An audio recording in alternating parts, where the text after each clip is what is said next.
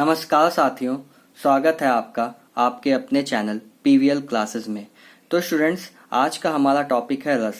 आज मैं आपको रस के प्रकार जैसे करुण रस हो गया, श्रृंगार रस हो गया, हास्य रस हो गया, वीर रस हो गया, इन सब की एक जनरल डेफिनेशन लिखवाऊंगा। General definition in the sense मतलब आपको बस एक डेफिनेशन याद करनी है, उसमें दो ही चीज बदलनी होगी।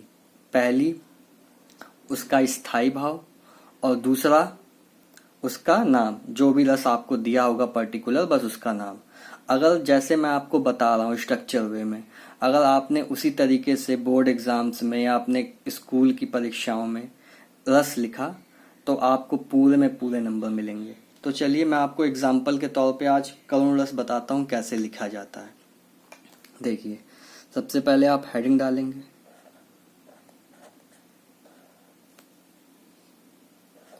करुण रस। ठीक है। अब सबसे पहले आप क्या करेंगे, बीच में हेडिंग डालेंगे स्थायी भाव। क्या? स्थायी भाव।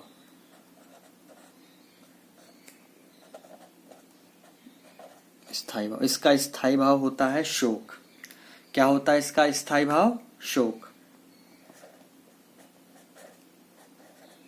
अब मान लीजिए करुण रस की जगह हास्य रस आ जाता तो उसका स्थायी भाव होता हास। श्रृंगार रस आ जाता तो उसका स्थायी भाव होता रति। आया आपको समझ में?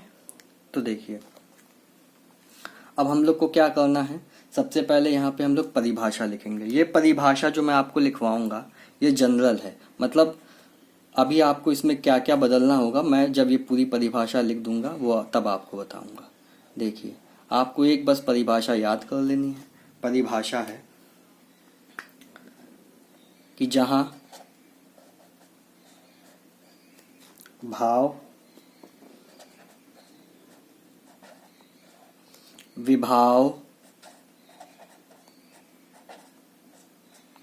अनुभाव,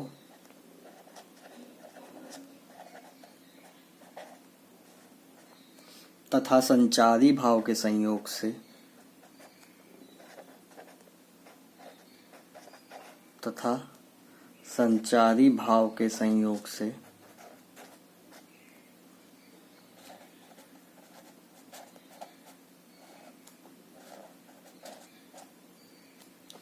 शोक नामक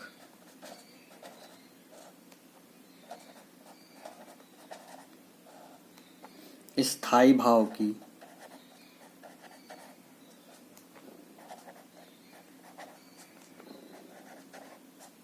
उत्पत्ति होती है।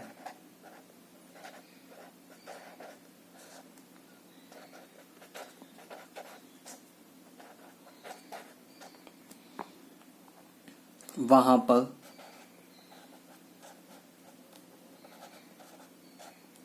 करुण रस होता है।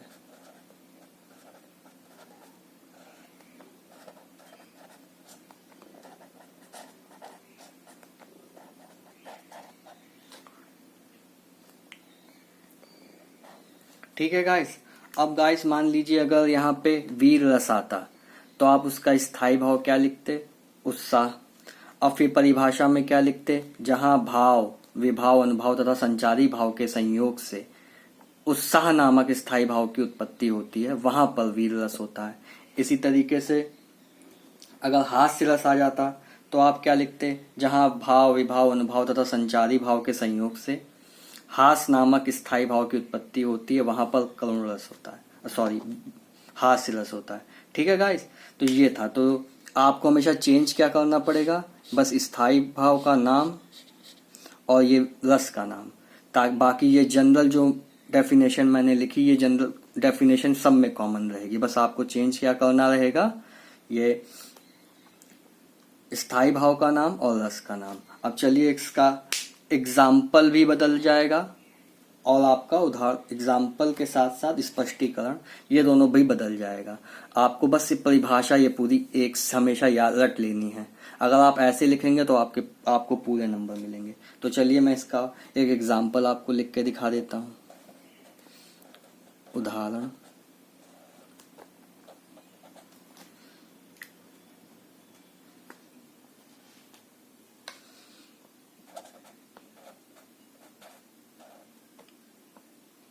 मणि खोए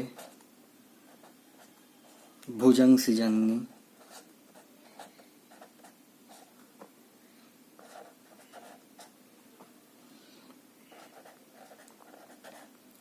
फंसा पटक रही थी शीश,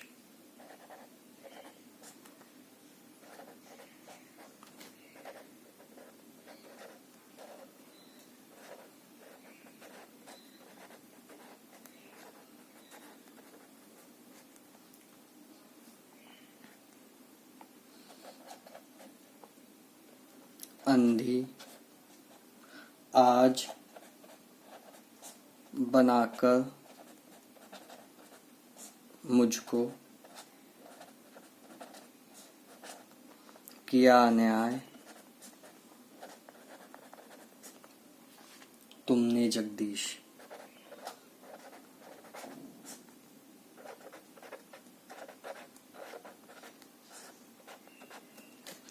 यहाँ पे अब स्पष्टीकरण में हम लोग एग्जाम्पल के बारे में बताएंगे कि यहाँ पे बात क्या हो रही है। देखिए, यहाँ पे जब श्रवण कुमार की मृत्यु हो जाती है तो उनके माँ बाप ईश्वर यानी जगदीश यानी ईश्वर से यही कहते हैं कि अच्छा हुआ आपने हमें अंधा बनाया, वरना हमें आज अपने पुत्र की ये स्थिति देखनी होती। आया समझ में? मतलब उन्हें अपने पुत्र को मरी हुई अवस्था में देखना होता, तो इसलिए वो ईश्वर से कह रहे हैं कि अच्छा हुआ उन्होंने उन्हें अंधा बनाया।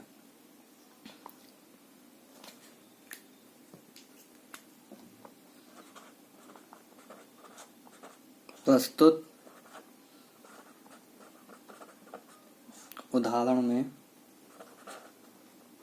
श्रवण कुमार की मृत्यु के पश्चात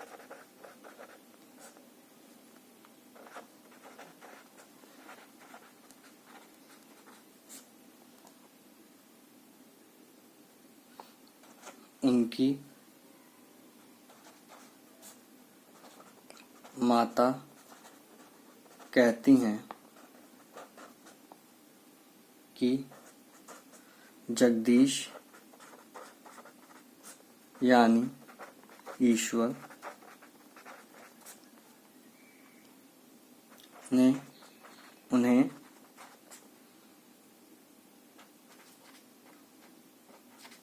अंधा बनाकर ठीक किया,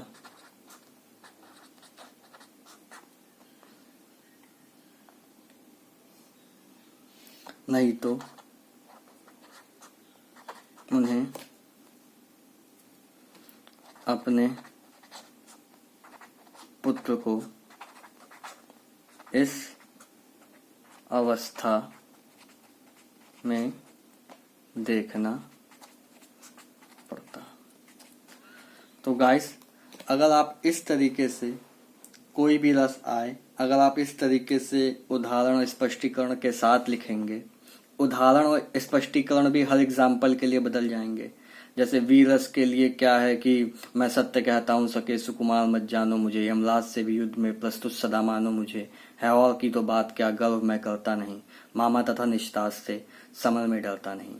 इसी तरीके से हास्य रस का भी रहेगा। ऐसे ही एग्जाम्पल बदलते रहेंगे। स्पष्टीकरण आप अगर ऐसा लिखेंगे तो आप मान लीजिए कि बोर्ड पेपर में आपको पूरे में से पूरे नंबर मिलेंगे, कोई भी रस आए।